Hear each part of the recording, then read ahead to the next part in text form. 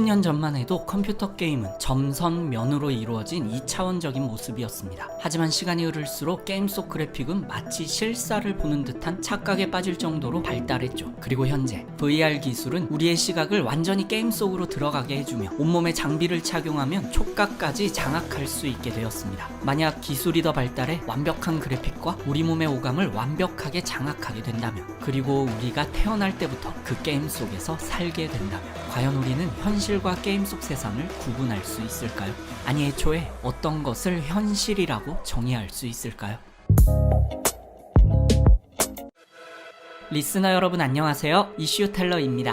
아주 오래전부터 장자 플라톤 같은 깨달음을 얻은 사상가와 철학자들은 이 지구와 우주 안에서 현실에 대한 의문을 품어왔습니다. 물론 그 당시에 컴퓨터 속 시뮬레이션이라는 개념은 상상할 수도 없었기 때문에 우리의 의식과 고차원적인 방향의 접근이었죠. 이후 과학이 발달하면서 많은 과학자들은 이 의문에 대해 과학적으로 접근하기 시작했습니다. 그리고 1999년 영화 매트릭스가 전 세계적으로 흥행하면서 시뮬레이션 세상에 대한 의문은 더 이상 일부 과학자나 철학자들의 생각이 아닌 우리 현 인류 전체의 의문으로 확산되기 시작했죠. 영화 내용은 여러분도 잘 아시겠지만 인공지능 로봇이 세상을 지배하게 되고 인간은 강제로 가상현실 속에서 살게 됩니다. 그리고 가상현실에서 빠져나온 주인공들이 인공지능 로봇과 맞서 싸우는 내용의 영화죠. 영화를 본 사람들은 정말 신선한 상상력이다 라고 생각하면서도 말도 안 되는 생각이라고 여겼지만 마음속에서는 이미 작은 의심이 꿈틀대기 시작했습니다.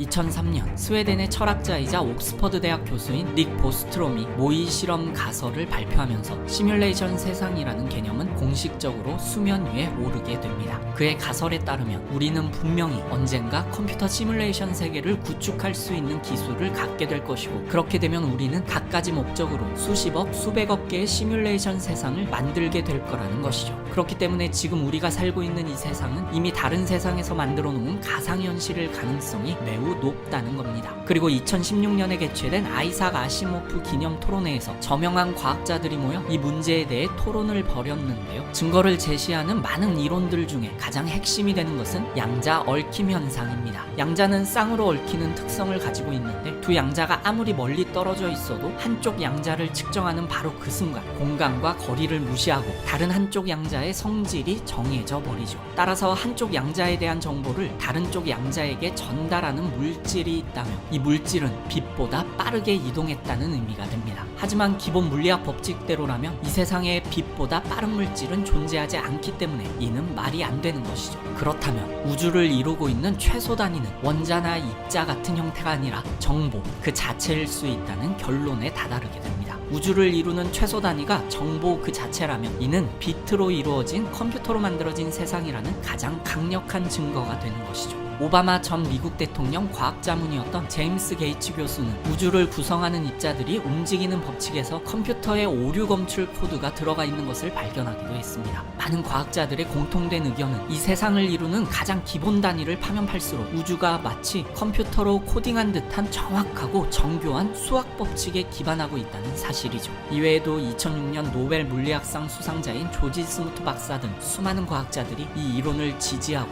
많은 증거들을 내놓고 있습니다. 만약 이 세상이 가상현실이라는 게 확실하게 밝혀진다면 여러분은 내일 아침 일어나 학교 혹은 회사에 나가실 건가요? 물론 아무리 많은 증거가 나온다 한들 영화 매트릭스처럼 이 가상현실에서 깨어나 현실 세계를 직접 보지 않는 한 이 가설을 100% 믿기는 어렵겠죠. 그렇다면 영화 매트릭스에서처럼 현실 세계와 가상현실을 구별하게 되는 약이 있다면 여러분은 이것을 먹을 건가요? 진짜 현실 세계는 어떤 모습일지 아무도 모른 채 말이죠. 어느 날 장자는 제자를 불러 이런 말을 들려주었다. 내가 지난밤 꿈에 나비가 되었다. 훨훨 날아다니는 기쁨에 내가 장주인 것을 잊었다. 꿈에서 깨니 나는 장주였다. 알 수 없다. 내가 나비가 되는 꿈을 꾼 것인가, 나비가 내가 되는 꿈을 꾸고 있는 것인가. 장자의 이야기를 들은 제자가 말했다. 스승님의 이야기는 실로 그럴듯하지만 너무나 크고 황당하여 현실 세계에서는 쓸모가 없습니다. 그러자 장자가 말했다. 너는 쓸모 있음과 없음을 구분하는구나. 그럼 네가 서 있는 땅을 한번 내려다 보아라. 너에게 쓸모 있는 땅은 지금 네 발이 딛고 서 있는 발바닥 크기만큼의 땅이구나. 제자가 아무 말 못하고 발끝만 내려다보고 있자 장자가 말했다. 너에게 정말 필요한 땅은 네가 디디고 있는 그 땅이 아니라 너를 떠받쳐주고 있는 바로 네가 쓸모없다고 여기는 나머지 부분이다. 이상 이슈 텔러였습니다. 행복하세요.